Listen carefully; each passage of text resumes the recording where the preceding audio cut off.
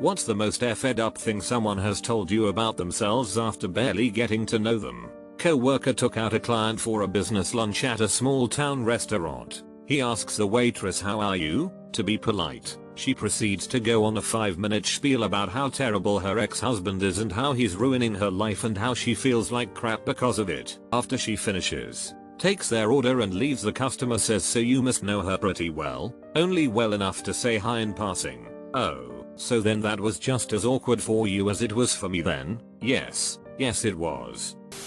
I met a man at an airport once. I was there on layover, so I had some time to kill. I bought a book from the bookstore and went and sat at what my gate was supposed to be. I was 21 at the time, maybe. It was kind of crowded and there was a man in his 40s sitting next to me. We chatted for a bit. I was just entering a program for my PTSD. I can't remember how the conversation got started, but we ended up talking about mental illness, life, rebuilding after said trauma, and how sometimes we inactively choose or actively choose to remain in terrible situations. He mentioned to me how he was abused from ages 8 to 13 by his Catholic priest. When his parents found out, his dad beat the priest until he had to be hospitalized. The mom and him ended up moving with the other siblings to a new state, and how he didn't recognize for over 10 years that his extremely rebellious teenage years, his drug use, his drugged up relationships, was because he was not processing the past. He gave me a great bit of advice that I ended up using.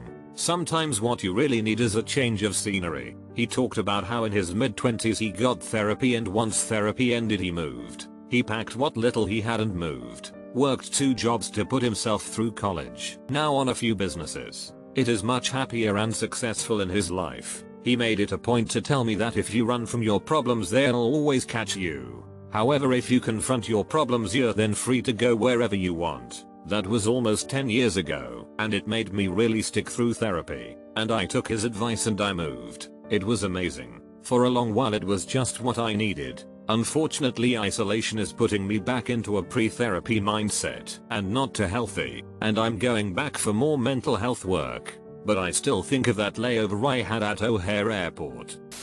I used to work at an animal shelter and we had several people who would come volunteer to help out. One of the women who came there on a regular basis went to lunch with me. She was such a sweet woman, a little older than I was at the time. She proceeded to tell me that she used to go to the park and hit on old men because she felt sorry for them. WTF? That is too weird. What animal shelter? I was seated next to a quiet kid on a high school bandbuster football game. He'd been in my band class for years, but I had never really spoken to him. He was the type who didn't fit into anything at school that I ever saw. I resolved to get to know him a bit and open up a conversation since we were going to be sitting by each other for a few hours. It was like a dam burst. That dude talked for the whole trip. At one point, he told me that his mom was really unhappy with his stepdad but couldn't afford to divorce him. And then he told me that his stepdad would get drunk and beat him with a stick. But he wasn't sure if his mom was also getting beaten and that scared him. There was a brief pause before he said, "I never told anyone that before." Then he changed the subject completely. I must have been 17 or so. It shook me. Like, obviously I was old enough to know that sort of thing happens, but too sheltered to think it happened to anyone I knew. I told my parents about it. Seemed the right thing to do. I don't know what happened from there. He and I never really spoke of it again. I just looked him up on Facebook, though. Looks like he's done really well for himself. Some guy next to me on the bus once went into a long elaborate story about how he burned his house down for insurance money like 3 weeks prior. I wouldn't have believed it if his hands didn't have massive burn scarring. Lol. Dude probably just had scared hands and makes up a new story whenever someone stares at them. Used to ride the bus every day to get to one of my first jobs. Old dude on it had a removable section of his face. I probably heard about 30 different versions of how it happened when he caught kids staring. I picked up a hitchhiker once that told me he left California after his wife died because the cops were asking too many questions. I dropped him off in the next town and he paid me with a beer and we parted way.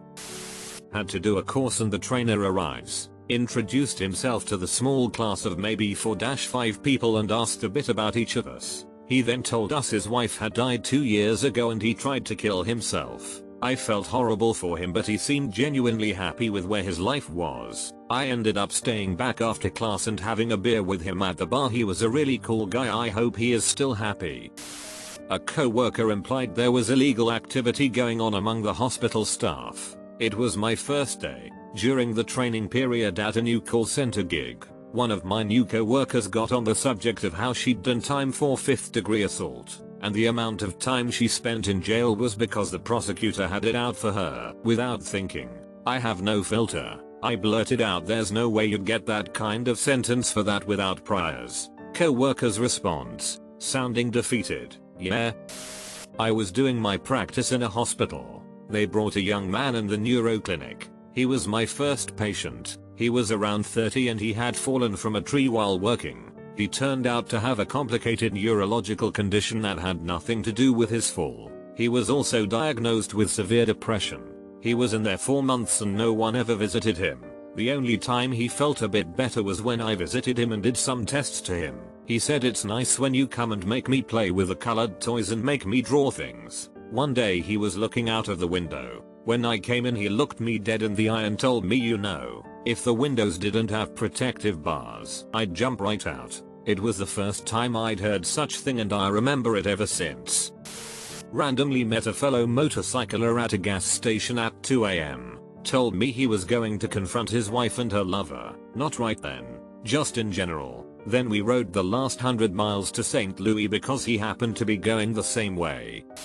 I sat next to this quiet kid in my Spanish class. He was awkward and had a subtle speech impediment. One day, I tried to spark conversation with him and he told me that he considered murdering his parents. Just started a new job, said good morning to lad there. His reply, "I've just found out my lass has been getting back scuttled behind my back." I didn't even know his name. My wife loves to tell this story. Her first day at a new company, she was to meet another employee who would show her around the office. She met her in the lobby and on the elevator ride up to the office she proceeded to tell my wife how her husband has gained some weight and she is considering starting an office affair with a co-worker who is really into fitness and has muscles. Apparently she made a gesture where she fanned herself while saying muscles. Like literally, my wife met this lady 5 minutes earlier for the first time in the lobby and she is already unloading all this stuff on her. Vlad the locksmith. We were doing a vehicle recovery job together. Just met the guy and we were talking on the way to the vehicle across town. I mentioned, "Yeah, my wife is pregnant and we are having a kid in 2 months. He light up. Vlad says his sort of girlfriend is pregnant too. Well, she's not really his girlfriend but his brother's very recent ex-girlfriend. But he's mad because he thinks it was her that gave him an STD. We get to the vehicle and I mention it's a bad neighborhood. He agrees and pulls out his gun. "Don't worry bro, I got your back." Long story short, we dip out with about 5 dudes looking pretty mad in the rear view mirror. An old man asked me if I knew when the next bus would arrive and we ended up getting into a nice conversation that somehow led to him telling me about his daughter being in an abusive relationship with a guy who made her move far away from him and his family so they couldn't help her. We were both crying by the time the bus arrived. I work as the receptionist in a medical office, so I'm not medically trained to give any advice or diagnosis. People will tell me their entire life stories, all the bad things going on in their life, what hurts today and so much more. One man went and told me all of his struggles with his drug addict daughter and how she was currently in rehab. I had another lady ask me to look at her ash and ask if she should see a doctor. Another woman went in detail on how her father was a horribly abusive man but she still forgave him. I just want them to fill out their forms and give me their copays. I was training a new co-worker. Literally the first day I met him and our first conversation, he told me that he walked out on his wife and kids 30 years ago because he was a raging alcoholic. But now he had turned his life around and reconnected with one of his adult sons and was very actively a part of his grandson's life. He talked about his grandson constantly every single day. His other son refused contact with him, but he understood the reasoning and didn't fault him for it. He was such a nice guy. Killed by a drunk driver a year after I met him.